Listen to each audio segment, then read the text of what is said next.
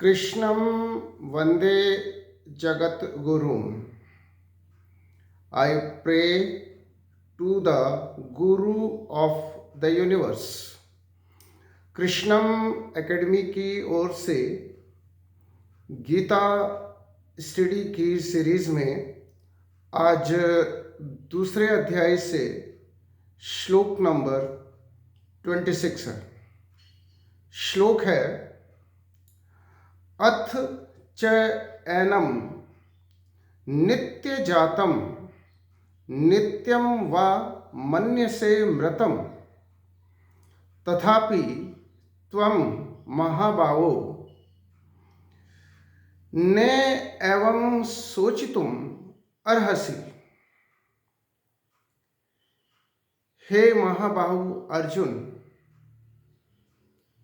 यदि तुम ये सोचते हो कि आत्मा निरंतर मरती है और जन्म लेती है,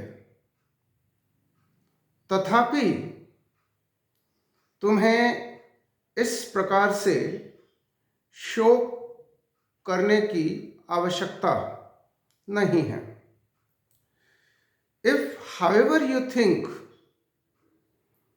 the self is subject to constant death and birth,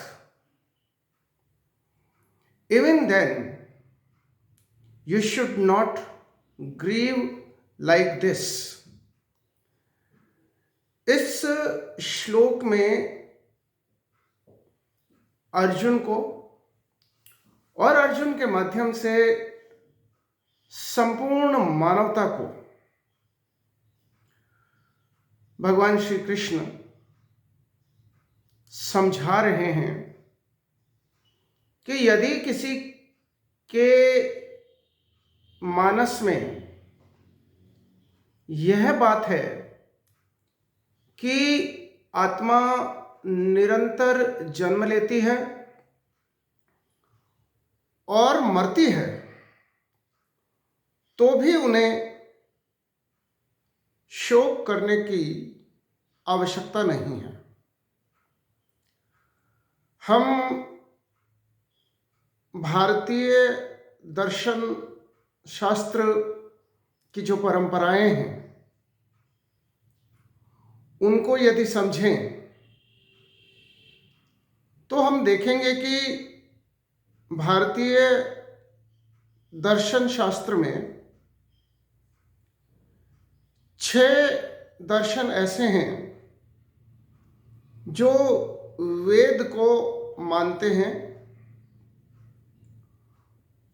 आस्तिक दर्शन कहलाते हैं। मीमांसा, वेदांत, न्याय, वैशेषिक, सांख्य और योग। और 6 दर्शन ऐसे हैं जो वेद को अस्वीकार करते हैं, और वे दर्शन नास्तिक दर्शन कहलाते हैं, जिनमें 4 दर्शन बौद्ध धर्म से संबंधित है, एक दर्शन जैन धर्म का है और 6ठा दर्शन ऋषि चारवाक का है। और ये जो नास्तिक दर्शन है, ये दर्शन आत्मा की नित्यता को या उसकी अपरिवर्तनशीलता को वैदिक दर्शनों के अनुसार स्वीकार नहीं करते। ये 6 नास्तिक दर्शन आत्मा के अस्तित्व को तो स्वीकार करते हैं, परंतु उसकी नित्यता और उसकी अपरिवर्तनशीलता को स्वीकार नहीं करते हैं। जैन धर्म के अनुसार शरीर और आत्मा दोनों का बराबर बराबर आकार है या बराबर बराबर अस्तित्व है, और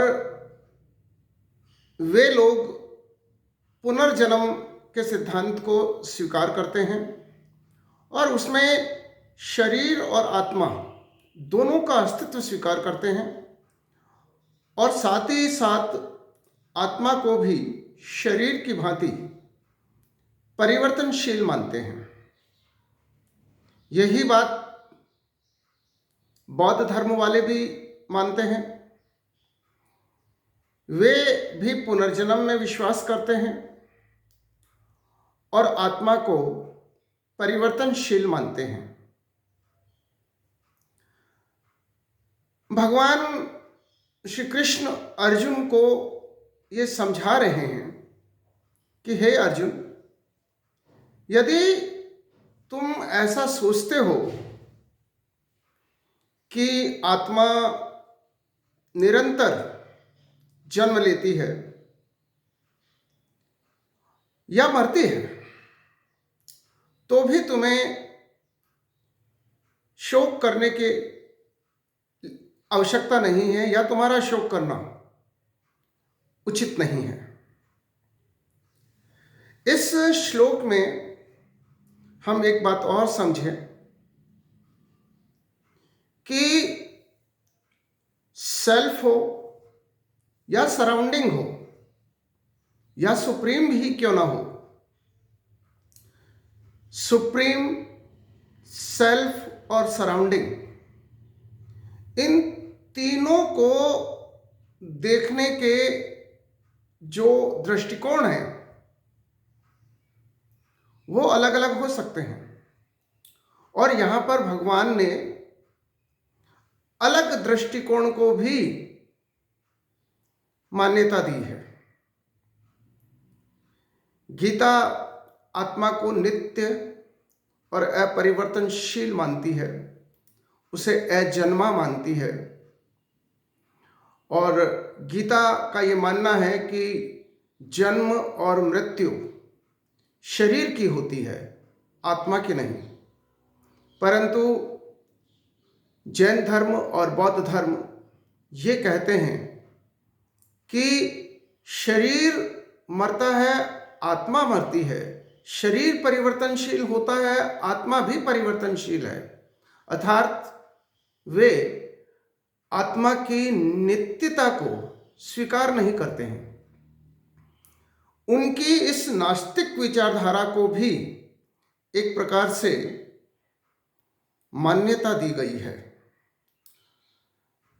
इसीलिए चीजों को देखने के नजरिए हमारे अलग अलग हो सकते हैं, और हम किसी के भी नजरिए का, किसी के भी दृष्टिकोण का अनादर ना करें।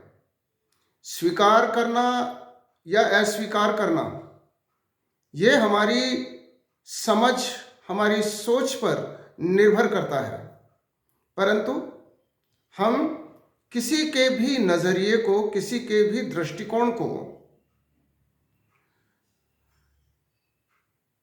ये नहीं कह सकते कि यह दृष्टिकोण गलत है। आप स्वीकार ना करें, परंतु उस दृष्टिकोण के अस्तित्व को अवश्य स्वीकार करें। हमारे प्राचीन ऋषि मुनियों ने चार्वाक जैसे दर्शन को भी मान्यता दी है। इसलिए सबको साथ लेकर चलना, सबके नजरिए को समझने का प्रयास करना, उनको आदर देना, उनको मान्यता देना, यह हमारी संस्कृति की प्रारंभिक काल से ही विशेषता रही है। इसलिए हमें हर एक दृष्टिकोण को मान्यता देनी चाहिए, और मान्यता देना का अर्थ उसे स्वीकार करना नहीं है। हम मानेंगे तो वही जिसे हमारा मन मानेगा, और भगवान इसीलिए अर्जुन को कह रहे हैं कि यदि तुम्हारा मन ये मानता है कि आत्मा निरंतर जन्म लेती है या मरती है, तो भी तुम्हें इस प्रकार से शोक नहीं करना चाहिए। जय श्री कृष्ण।